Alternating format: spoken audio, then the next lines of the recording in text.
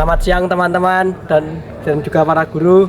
Perkenalkan, kami dari kelompok 8 yang akan melakukan observasi di Museum Sangiran dan juga akan menjelaskan tentang apa itu kapak corong. Saksikan video kami. Sebelumnya, perkenalkan, nama saya Rizky Prasetyo, absen 28 kelas XTP 1. Saya Muhammad Kesatria Gatot-Kaca dari absen 21 kelas XTP 1. Saya Rizky Rehansyah, absen 29 bagi kelas XTP 1. Saya Arya Bima Kirana dari kelas XTP 1. Sekian video kami dan nikmati videonya.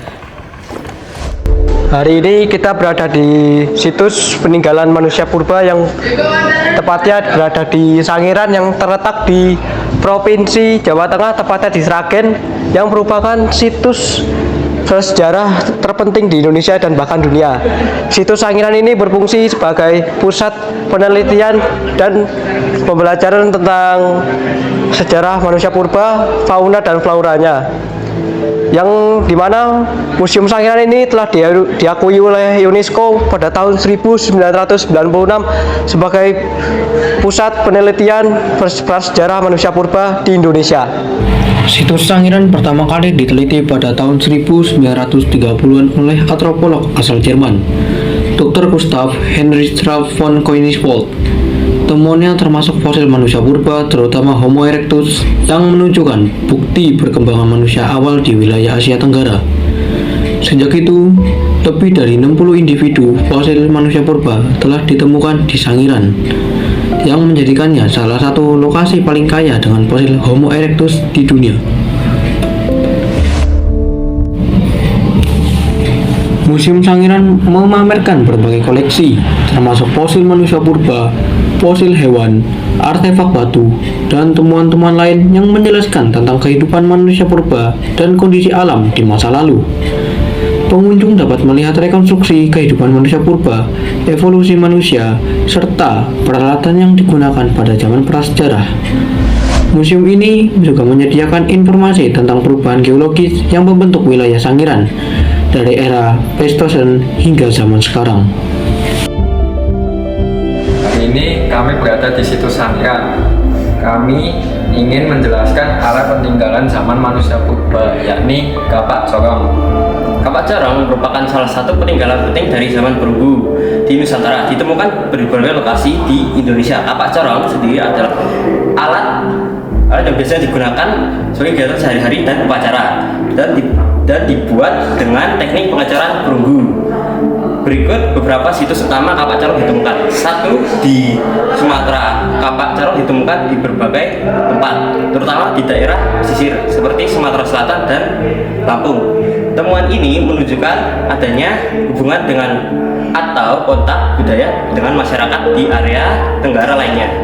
2. Jawa. Pulau Jawa, khususnya di Jawa Tengah dan Jawa Timur, merupakan lokasi di mana kapak corong banyak ditemukan. Situs-situs seperti Lembah Bengawan Solo dan daerah sekitar pegunungan kadang menunjukkan jejak peninggalan kapak corong yang dibuat sebagai alat upacara atau benda suatu sosial. 3. Bali.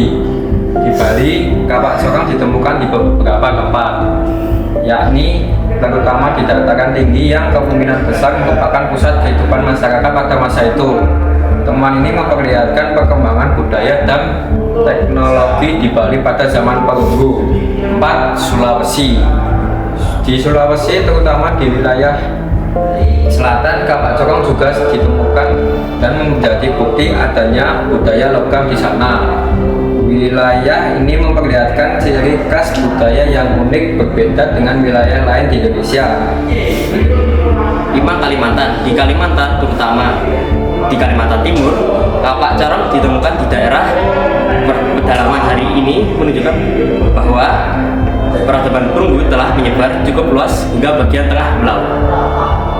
6. Nusa Tenggara.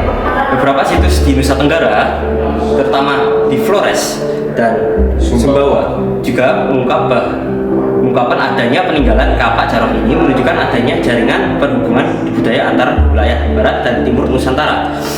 Penemuan kapak corong di berbagai wilayah ini menunjukkan bahwa teknologi dan budaya logam sudah berkembang pada masyarakat bersejarah di Indonesia. Kapak corong menjadi salah satu bukti penting dalam studi perkembangan budaya di Nusantara pada masa prasejarah, khususnya pada masa peralihan dari zaman batu ke zaman logam.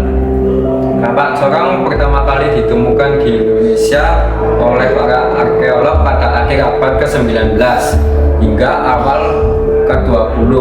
Penemuan ini umumnya dikaitkan dengan para peneliti Belanda yang melakukan penelitian di wilayah Hindia Belanda sebagai bagian dari studi budaya dan sejarah prasejarah Indonesia.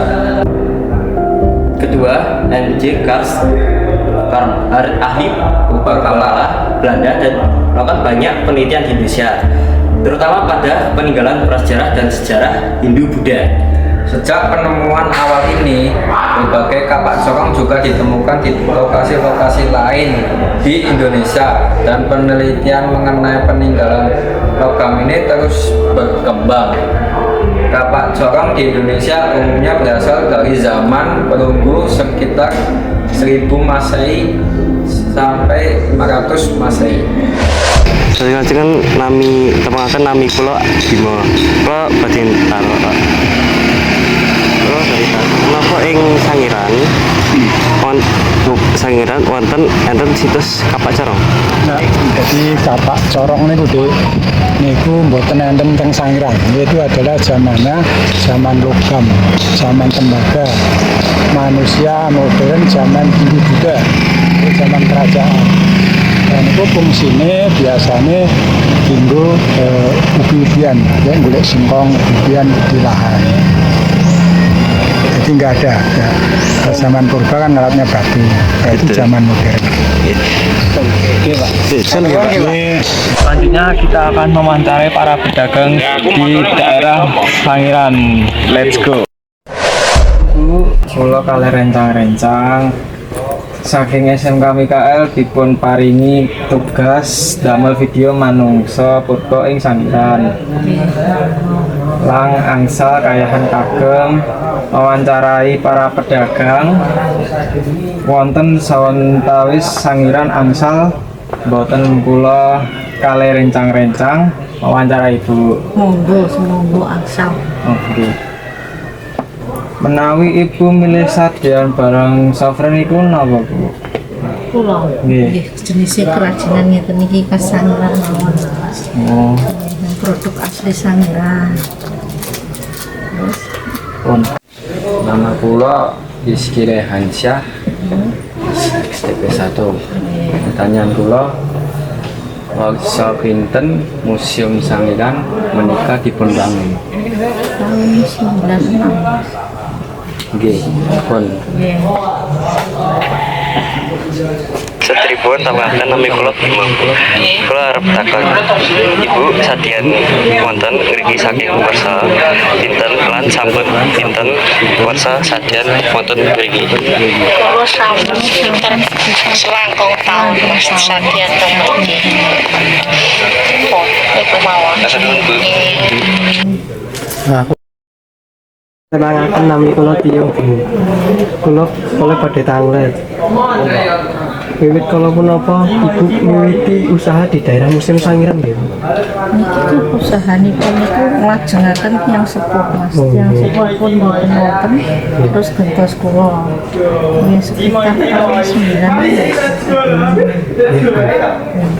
Cukup. Matur nuwun nggih, Bu. Video ini adalah video kolaborasi 8 mapel dari SMK Mikael Surakarta, dan nilai yang dapat kita ambil dari video observasi hari ini adalah nilai untuk bekerja sama, yang dimana kehidupan manusia purba menunjukkan bahwa meskipun hidup mereka sederhana, banyak nilai yang mencerminkan Pancasila seperti gotong royong, keadilan, persatuan, dan musyawarah. Nilai-nilai tersebut menjadi dasar kehidupan yang harmonis dan menjadi inspirasi dalam membangun masyarakat yang berlandaskan Pancasila. Seperti di saat berburu bersama, manusia purba bekerja sama menangkap hewan besar.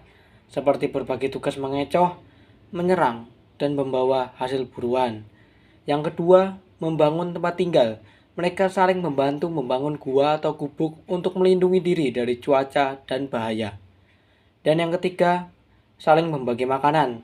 Hasil buruan dibagi rata kepada seluruh anggota kelompok, termasuk yang tidak ikut berburu, seperti anak-anak dan orang tua. Gotong royong menjadi kunci keberhasilan hidup manusia purba dalam menghadapi tantangan bersama. Sekian dari kelompok kami dan terima kasih.